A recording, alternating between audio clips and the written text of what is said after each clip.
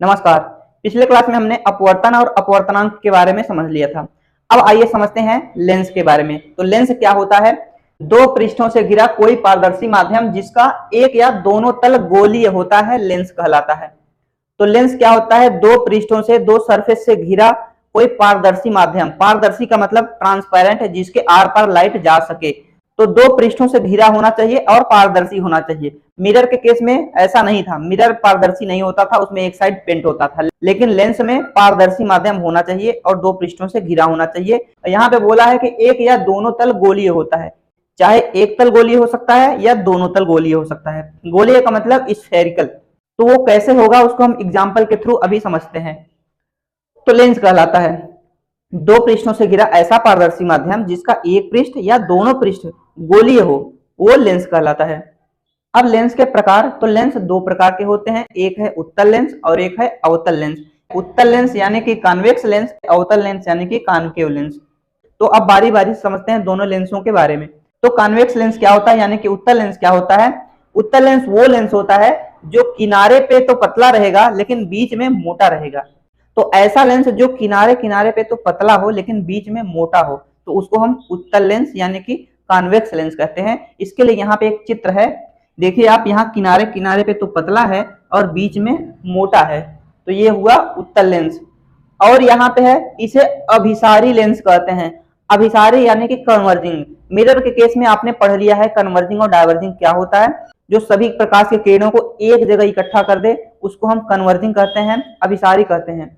और जो प्रकाश के किरणों को फैला देता है उसे डाइवर्जिंग कहते हैं, अपसारी कहते हैं। हमने पहले ही बता दिया था कि लेंस और दर्पण एक दूसरे के अपोजिट होते हैं। यहाँ पे लेंस के केस में उत्तल लेंस अभिसारी है, लेकिन दर्पण के केस में अवतल दर्पण अभिसारी होता था। तो जो प्रकाश के किरणों को एक जगह इकट्ठा कर देता है उसे अभिसारी या कन्वर्जिंग कहते हैं।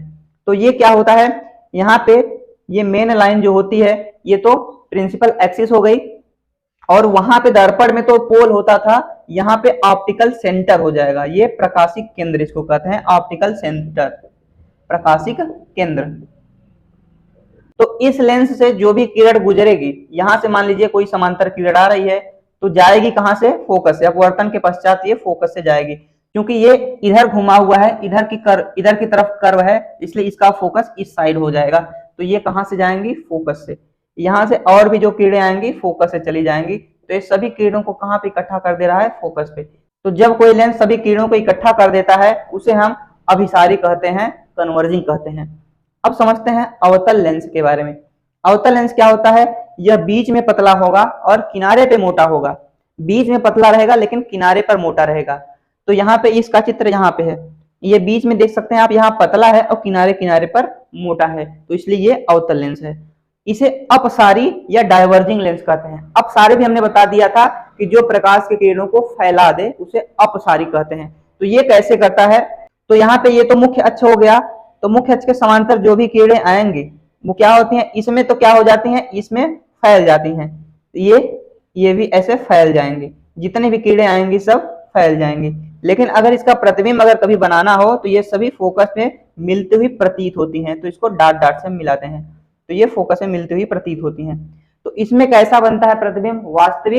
वास्तविक के साथ हमने बताया था उल्टा, तो इसमें वास्तविक और उल्टा बनता है, इसमें आभासी और सीधा। आभासी तब बनता है जब रियल में किरणें न मिले, उसको पीछे हम मिला दें।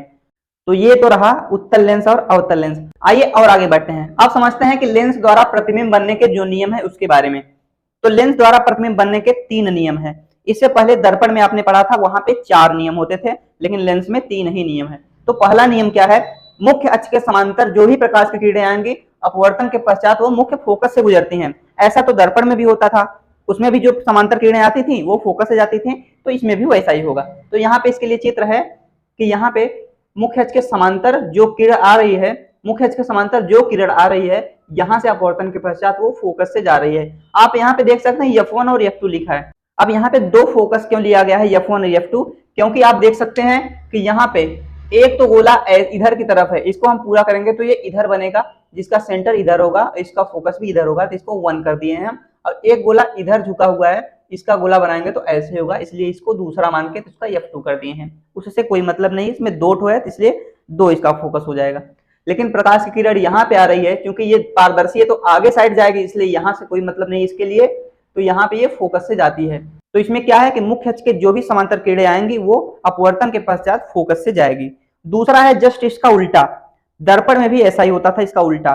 तो दूसरा नियम पहले का जस्ट अपोजिट है, उसमें मुख्य अक्ष के समांतर जो किरणें हैं वो फोकस से जाती थी, और इसमें अगर फोकस से कोई किरण जा रही है तो समांतर हो जाएगी। तो वही है, मुख्य फोकस से जाने वाली किरण अपवर्तन के पश्चात मुख्य अक्ष के समांतर हो जाती है। क्योंकि हम वस्तु को हमेशा बाएं साइड ही रखते हैं, तो इसलिए हम मान के चलते हैं कि प्रकाश इधर से ही आता है और अपवर्तन के पश्चात इस साइड चला जाता है।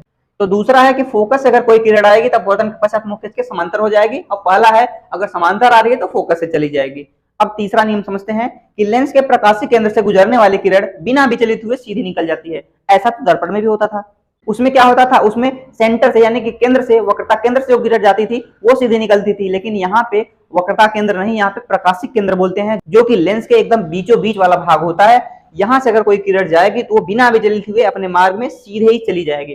तो ये 3 नियम है जिससे कि हम रे डायग्राम को आसानी से समझ सकते हैं। आप इसका स्क्रीनशॉट ले लीजिए, फिर आगे बढ़ते हैं। अब आइए समझते हैं उत्तल दर्पण द्वारा बनने वाला जो रे डायग्राम है उसके बारे में। तो सबसे पहले जब वस्तु को अनंत पे हम रखेंगे तब फिर इसका प्रतिबिंब कैसा बनेगा। तो जब वस्तु अनंत पे रखी रहेगी तो यहाँ पे अनंत से चलने वाली किरणें मुख्य अक्ष के समांतर जब आती हैं तो फोकस से जाएंगी। यहाँ से भी एक किरण फोकस से जाएगी, यहाँ से भी एक किरण जाएगी, क्योंकि प्रतिबिंब बनने के लिए 2 किरणों की आवश्यकता होती है।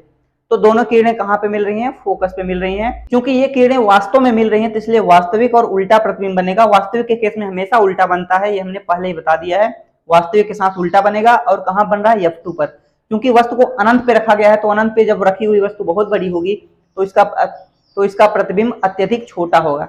अब यहाँ पे F1 2F1 F2 2F2 क्यों लिखा गया है?